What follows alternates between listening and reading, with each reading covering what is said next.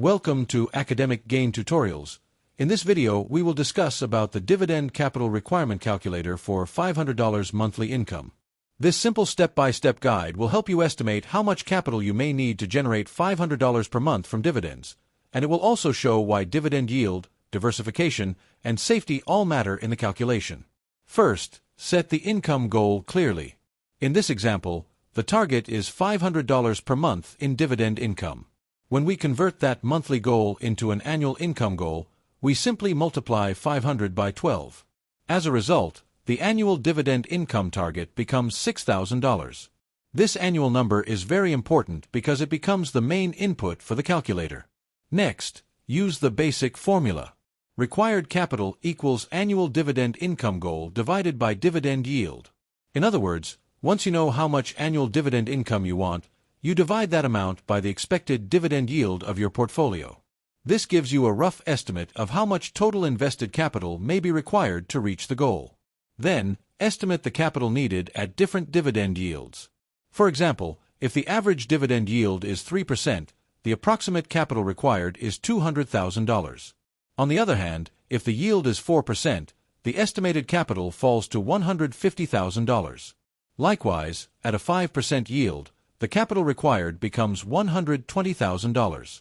Furthermore, at a 6% yield, the estimate drops to $100,000, and at a 7% yield, the required capital is about $85,715.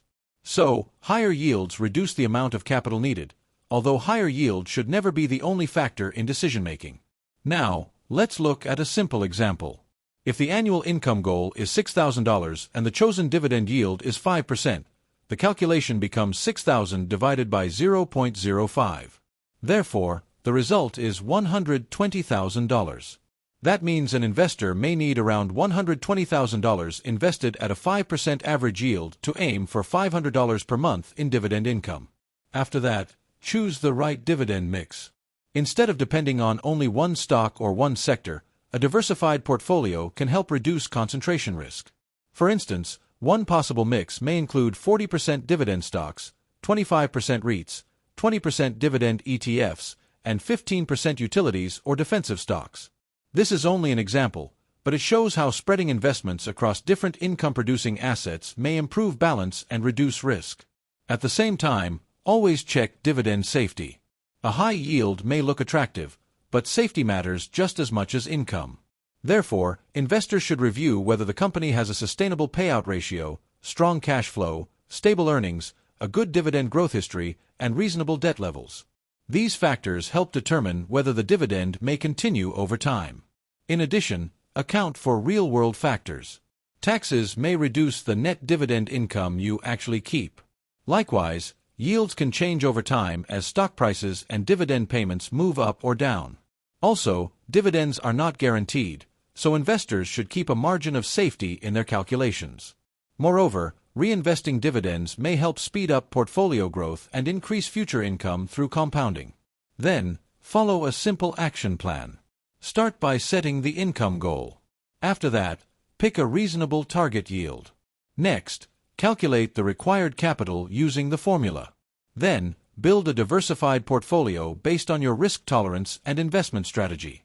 Finally, review and rebalance the portfolio regularly to keep it aligned with your income target and portfolio quality. So, the quick takeaway is very simple.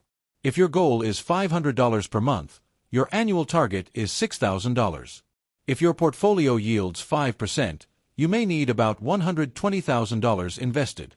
However, while a higher yield lowers the amount of capital required, dividend safety, diversification, and consistency are still very important.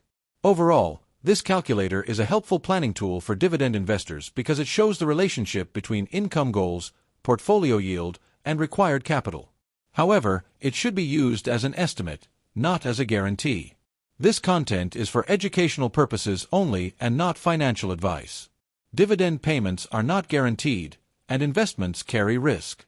Always do your own research or consult a qualified financial professional before making investment decisions. If this short video was helpful, give it a thumbs up and subscribe to the channel. Thank you.